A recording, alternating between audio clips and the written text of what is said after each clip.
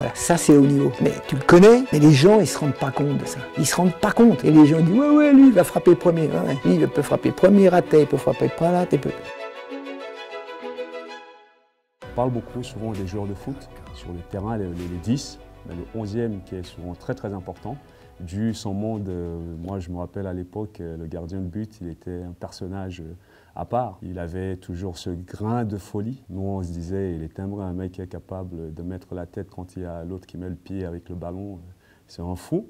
J'en ai connu quelques-uns et que tu en as connu aussi qui étaient justement des personnalités à part. Tu parles de la collaboration avec Thibaut Courtois qui joue au Real de Madrid qu'on ne présente plus. Est-ce que tu as d'autres collaborations comme ça où tu apportes justement cette expertise afin que la performance soit toujours de mieux en mieux et puis qu'elle aille le plus loin possible? Je collabore avec 6 gardiens qui sont en France, en Espagne, en Angleterre et tout. C'est connu, hein, officiel. Hein. Mais non, je ne vais pas donner les noms parce que justement je ne communique pas avec, mais j'ai 6 athlètes qui sont en Angleterre, en Espagne, en France et en Suisse. Et voilà, mon job là, il est surtout sur l'analyse vidéo et sur ce qu'on vient de dire, c'est des détails. C'est le détail de la position, de ces critères que je t'ai dit tactiquement. Par exemple, quand je défends mon but sur une frappe hein, uniquement, c'est, comme tu as dit, dans l'espace, orientation du corps, posture, etc. C'est tous ces détails-là qu'on va chercher, extrêmement important. Mais après, quand tu es analyse vidéo, tu fais quoi? Tu prends le match. Tu prends tes séquences. Une fois que tu as pris tes séquences, tu vas mettre un commentaire, tu vas mettre des animations dessus. Quand tu vas mettre tes commentaires, quand tu vas mettre de l'animation, tu n'es plus l'analyse vidéo, tu es un coach. Tu es un coach parce que tu impactes,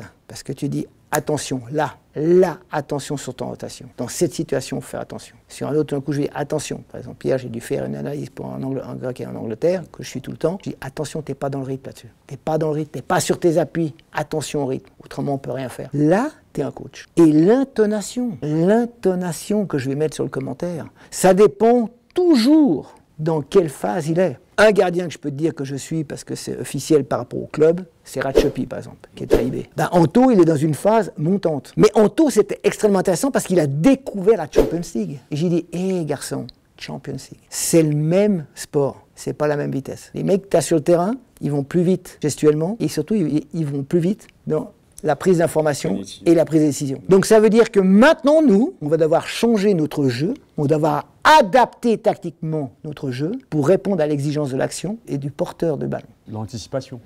Alors l'anticipation, c'est exactement, l'anticipation c'est quoi? C'est la position de l'espace, c'est l'orientation, c'est la posture, etc. C'est ça l'anticipation. C'est pour ça que l'aspect tactique est extrêmement important.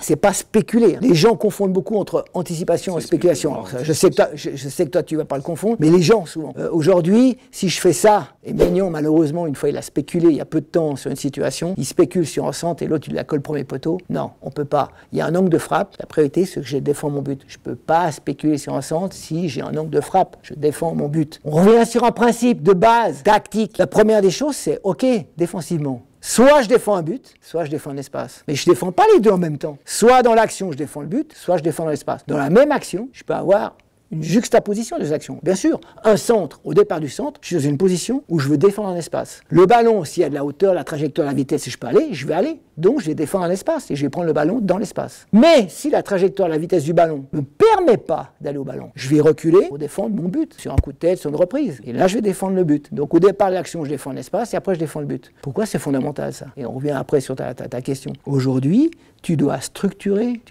ta réflexion. Quand je viens sur l'analyse, si j'ai pas mis toutes ces bases en place avec les gardiens, qui ne l'ont pas forcément parce qu'on leur a pas parlé comme ça, eh ben, tu structures pas, tu vas dans tous les sens. Non, tu dois structurer. Parce que un mot, il est extrêmement important. Tu peux pas dire, ouais, on n'est pas la buvette, on n'est pas là, ouais, je pense que... Non, ici, tac, tac, tac, tac, tac. Pourquoi? Parce que par rapport à la collaboration que tu disais, comment ça se passe? C'est très simple. Je récupère le match, je coupe mon match, comme je t'ai dit avant, je fais commentaire, animation. Et après, j'envoie ça par WhatsApp. Pourquoi on fait comme ça? Parce qu'il ne faut pas déranger les gardiens. C'est-à-dire comme les athlètes. Aujourd'hui, les athlètes, c'est compliqué. Quand tu joues tous les 3 jours, tu as très peu de temps de récupération. Donc, tu lui balances très rapidement. C'est-à-dire 5 heures après le match, en général, il a tout. D'accord? Et après, à lui de voir quand est-ce qu'il est disponible pour le prendre. D'accord? Et après, il me renvoie un vocal. Et puis, par exemple, avec Thibaut, pour certaines situations, au tout départ, comme surtout beaucoup au pied, parce qu'on a pas mal mis en place au niveau au pied certaines choses tactiquement, eh ben, on a fait des visios. Puis après, c'est que comme ça, l'échange. Donc, il faut faire extrêmement attention au choix de tes mots et comment tu les amènes. Parce qu'un gars qui n'est pas en confiance, si tu dis, mais pourquoi dans cette situation, tu es dans cet espace? Tu le tues, le mec. Donc, tu as une responsabilité. Tu n'es pas juste analyse vidéo, tu es coach après. Et là, il faut bien réfléchir à comment tu fais. Et là, pour répondre à ta question, mes 30 ans d'expérience sur le terrain, elles me rendent énormément service. Dans cet accompagnement-là, ce côté jeu, tactique, moi j'ai toujours pensé qu'avec l'évolution du foot aujourd'hui, où le gardien est la pièce essentielle, aujourd'hui on le voit avec les départs d'action depuis derrière, c'est plus un dégagement, boum, ça joue. Le gardien participe dans la construction du jeu. Selon les équipes et les entraîneurs, dont l'un des plus fameux que tu cites, Guardiola, le premier relanceur, c'est le gardien de but en général, la plupart des clubs où il a été. Est-ce que le côté visionnage de vidéo peut pallier un petit peu à cette acquisition tactique où c'est vraiment le jeu? Non, la vidéo, elle est très intéressante pour la compréhension du jeu. Mais il ne faut pas oublier que la vidéo, l'avantage de la vidéo, c'est que tu stoppes. Donc, pourquoi? Tu peux construire la compréhension du jeu. C'est-à-dire que tu arrêtes une action et tu dis, OK, dans cette situation, quel est l'espace dans lequel tu dois jouer? Pourquoi, etc., etc. Donc, tu vas construire, si tu veux, sa compréhension du jeu. Après, c'est le terrain. Pourquoi? Puis là, on revient sur des situations importantes, sur des critères importants. Sur le terrain, aujourd'hui, par exemple, je prends un athlète et je lui fais des analyses. Et je regarde avec lui. Et je vois qu'il a une super compréhension du jeu. Tu arrives sur le terrain, il est incapable de prendre la bonne décision. Quel est le facteur, quel est le critère qui le met en difficulté mentale? Il est sous pression, il gère mal le côté émotionnel. Et à partir de là, comme il est sous pression, eh ben déjà, sa prise d'information, elle fait ça. Parce que malheureusement, quand on est sous stress, eh ben, on n'a plus de vue périphérique. Et puis, l'autre facteur, et ça, je travaille avec Romain Bordas, qui est vraiment, pour moi, des grands pontes des neurosciences et surtout neurovision, qui bosse avec Zarco, d'ailleurs, en GP, etc. Eh ben, la fonction la plus importante, après, c'est la capacité d'analyser. Ça veut dire que si je ne suis pas sous stress, et toi, quand tu jouais, c'est exactement le même principe, si tu es tranquille, tu es capable de lire 10 actions. Tu es sous stress, tu es capable d'en lire 2.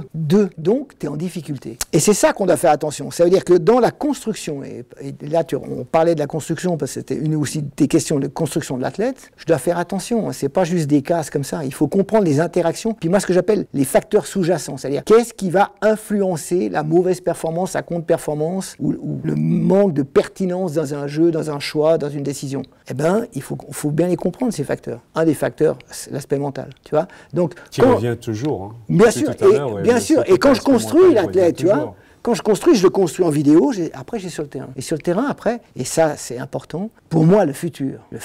Alors, après les classes d'âge, ça va changer au niveau des timings. Mais c'est beaucoup moins de spécifique. Beaucoup plus d'interaction avec le bloc, spécifique attaquant. Tu ne dois pas avoir spécifique attaquant, c'est spécifique attaquant-gardien. Le spécifique attaquant, il doit être mis en place avec l'entraîneur des gardiens et le spécialiste des attaquants. Et on fait ensemble une séance qui va être très intéressante parce que j'ai la capacité technique que j'ai sur le terrain, parce que j'ai des attaquants. C'est pas les gardiens qui frappent. J'ai la vitesse de jeu dans laquelle j'évolue. C'est hyper important. Mais par contre, on est intelligent dans les espaces. Il faut que les actions qu'on met en place pour les spécifiques attaquants soient des actions de jeu, vraiment. En appliquant les gardiens. Et vice-versa. Exactement. Et moi, je te donne un exemple tout simple. Et combien de fois je me suis pris la tête tout le temps avec les équipes nationales. Donc, on fait un spécifique attaquant. Et puis, je leur disais, OK, quand j'ai le ballon dans les mains, j'en fais quoi? Les réponses, mais je m'en fous. Mais grand, tu peux pas me dire ça. Quand j'ai le ballon dans les mains en match, tout le monde s'en fout. Où tout le monde se dit, quelle est la solution? Alors donne-moi 2 possibilités de relance. Et toi, tu vas attendre pour relancer ta deuxième action. Parce qu'on est foot. Alors peut-être qu'on aura un passage de moins, mais on sera foot jusqu'au bout. Parce que quand j'ai le ballon dans les mains, il y a une transition def-off. Et celle-ci, il faut qu'on la fasse vivre. Et si on est intelligent, ça veut dire que moi, dans cette transition, je relance vite. Et ta action, elle repart direct. Parce qu'on simule comme, si tu veux, une perte de balle sur vraie mise en situation de jeu. Et c'est ça l'avenir. Donc c'est comme ça aujourd'hui qu'on va devoir travailler, mais évidemment qu'il y a toute la partie de construction, de l'apprentissage du geste, donc l'apprentissage technique, etc. Donc là, il va falloir le mettre en place à 10, 12 ans. Mais moi, comme tu as dit avant, jamais trop de spécifiques trop tôt. Que les gamins à 8, 9 ans, 10 ans, 11 ans, qui fassent du foot, qui fassent du tennis, qui fassent du beach volley, qui fassent du rugby, qui fassent de l'école du cirque, qui se construisent en termes gestuels et en termes cognitifs. Voilà, c'est tout. Et après, c'est une matière première qui est extraordinaire pour travailler. Puis là, pouf, tu vas pouvoir les faire progresser.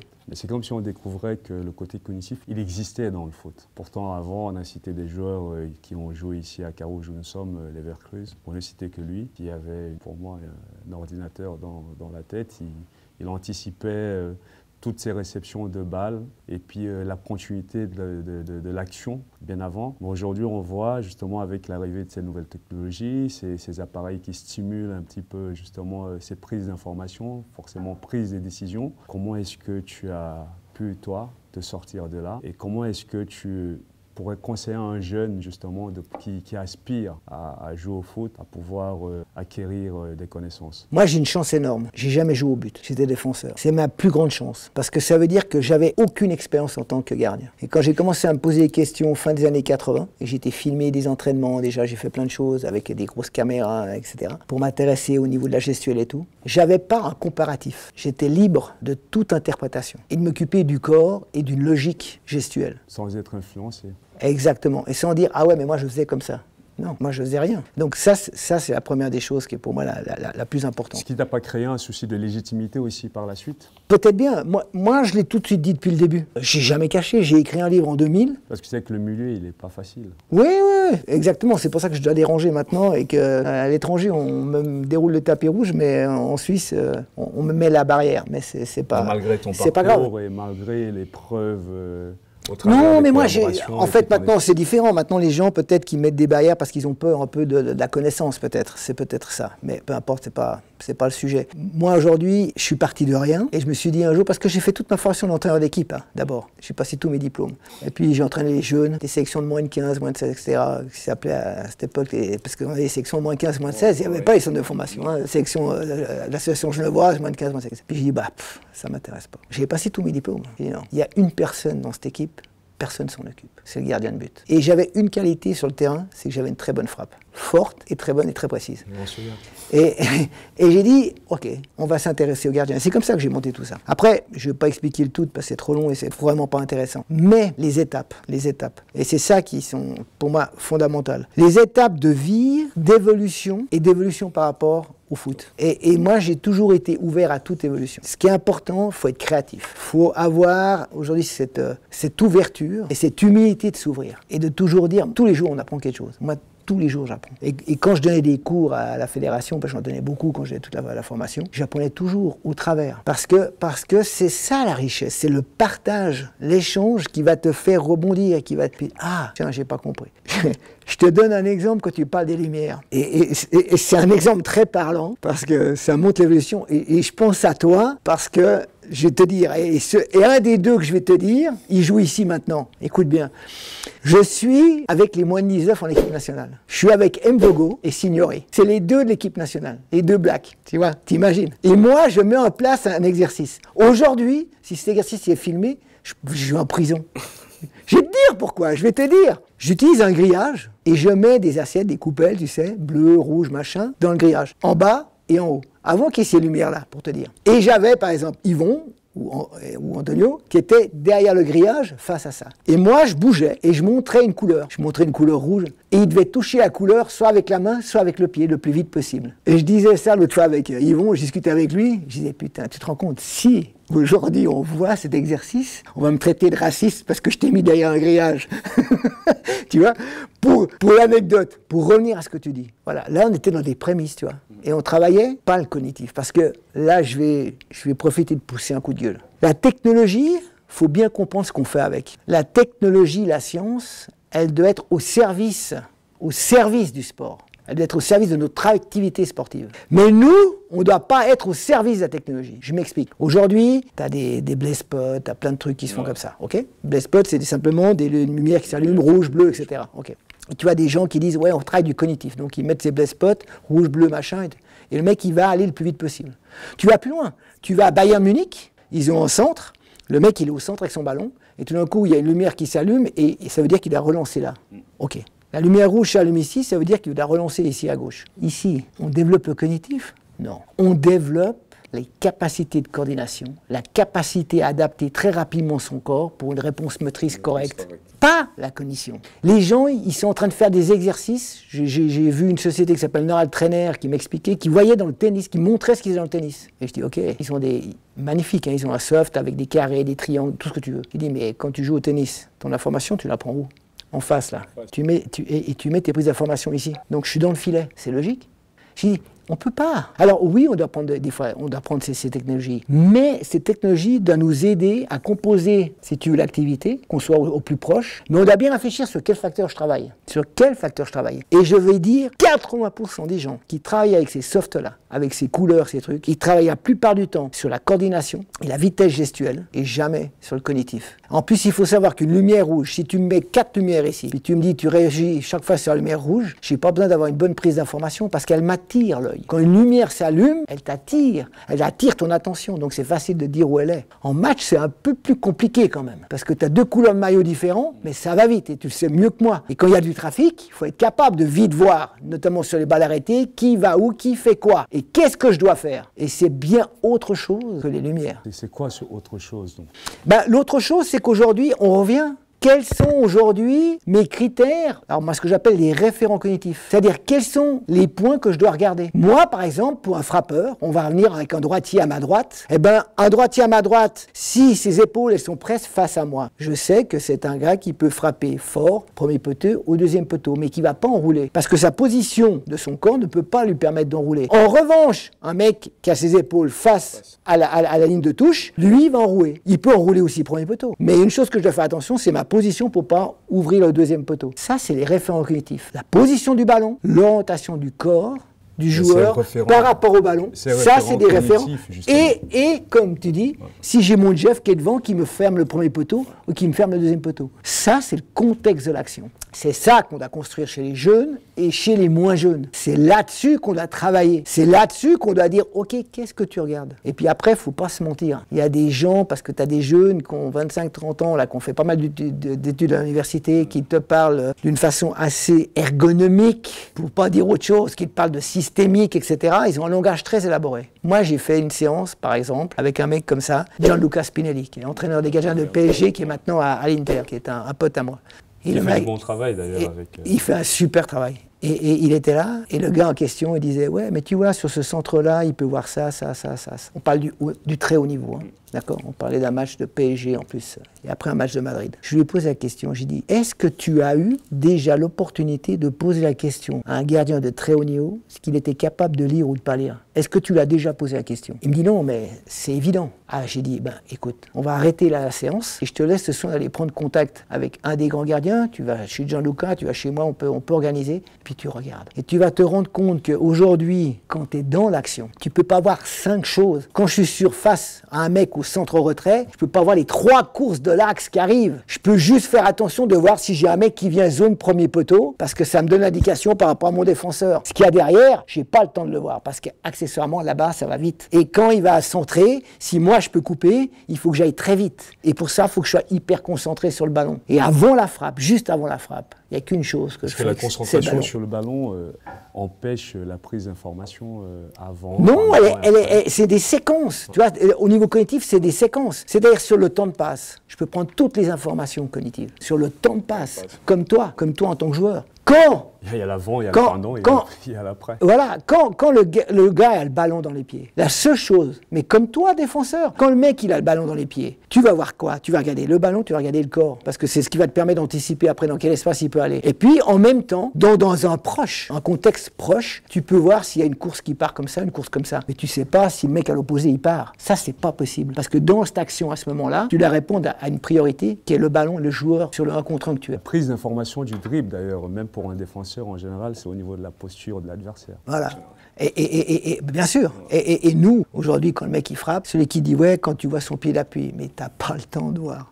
Le mec, quand il pose l'appui, ça part une vitesse. Mais surtout, il y a certains aujourd'hui, malgré qu'il ait des épaules qui sont ils font ce qu'ils orientées veulent. là-bas, et puis là, le pied d'appui qui regarde là, il réussit quand même à... Et moi, j'invite, si les gens, c'est dommage qu'ils ne peuvent pas le voir, il faudrait ouvrir l'entraînement de City, de PSG, comme ça, où tu as des très grands joueurs, et qu'ils aillent sur le terrain voir, et qu'ils se rendent compte de ce que c'est un ballon qui est joué. Moi, il y a une année, il y a une année et demie, même ici, il y a des très bons joueurs. Non, je pense, non, mais bien sûr. Mais il y a une année et demie, tu vois, j'étais à PSG. Je suis à l'entraînement, c'est entraînement au mois de mai, c'est la fin de saison et tout, il y a plein qui doivent jouer. Ils font 30 sur 30 avec appui, tu vois, 6 contre 6. Dans une équipe, il y a Messi, il y a le petit brésilien, et puis il y a, comment il s'appelle l'Argentin Di Maria, merci. Di Maria. À un moment donné, Di Maria, il a le ballon. Il a 3 mecs. Lui, il est là, il a 3 mecs entre deux. Il doit chercher ici. Tout le monde te dit c'est impossible. Et il y a 20 mètres, même pas, il y a 15 mètres. Le ballon, il fait comme ça.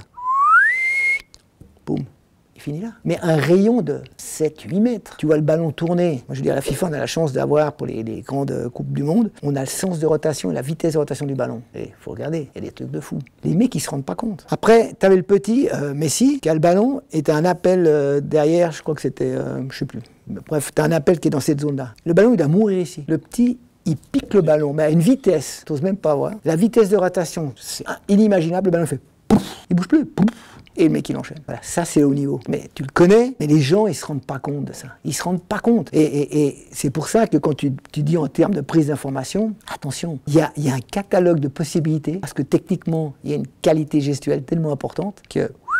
Attention, là, nous, on a beaucoup de possibilités ouvertes. Et les gens disent, ouais, lui, il va frapper premier. Ouais. Lui, il peut frapper premier raté, il peut frapper premier raté. Parce qu'il ne faut pas oublier, tous les attaquants, ils ont tous, aujourd'hui, la descriptif complet du gardien qu'ils ont en face. Ils savent très bien, par rapport à sa posture, quelles sont aujourd'hui les surfaces ou les zones où il est extrêmement pertinent, extrêmement performant, et les zones où tu peux être moins performant. Et ils vont aller chercher ça. Moi, je te donne une anecdote. J'étais invité pendant une semaine à Barça. Ils allaient jouer contre Munich, et je pose la question au responsable des entraînements de gardien, c'est un mec magnifique d'ailleurs, et j'ai dit mais le petit, tu sais ici que s'il est 1 contre 1 contre Neuer, il y a une zone ici entre la jambe et la main, il y a 50 cm pour la mettre, et de la mettre, mais il sait que c'est là qu'il doit jouer. Et sur son 1 contre 1, c'est déjà dans la tête que si, parce qu'il sait que Neuer vient pas à 14 mètres, toi tu peux pas l'éliminer sur un driblon, et ben il va le frapper là. Et 3 jours après, évidemment tu as l'action, et le petit il la met dans cet espace-là.